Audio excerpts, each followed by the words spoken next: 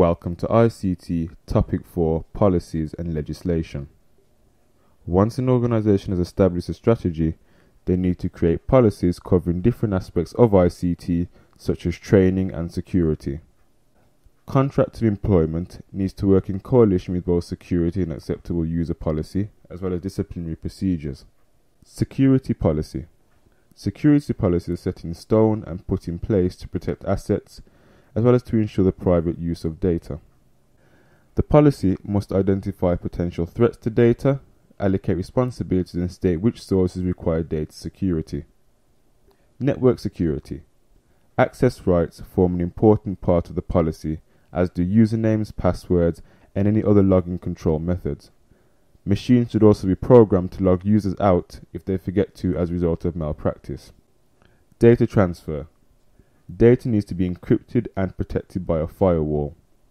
Change control and monitoring. Procedures can be set according to access levels.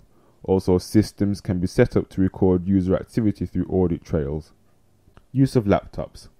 Laptops pose a massive threat to security. Data should be backed up if the laptop is lost or stolen, and data should be encrypted on the laptop itself. Backup and recovery policies. This mainly covers how data will be backed up and recovered for future references.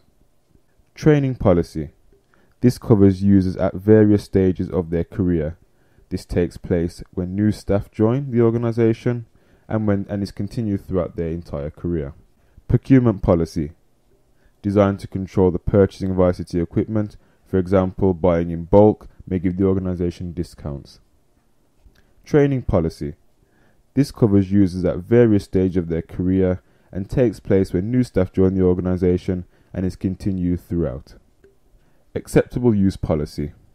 This gives guidance to users about the way they should use facilities provided. Web access is also covered by this. Impact of legislation on the ICT policies. The A2 specification looks at the effects of the legislation on practical operations of the organization.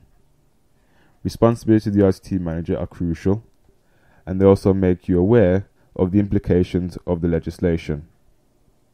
So first up, we have the Data Protection Act. This checks the organization has registered with the Information Commissioner, and security of data, what access needs to be checked at all times. Data Protection Act. This checks the organization has registered with the Information Commissioner and follow the guidelines of data security. Freedom of information.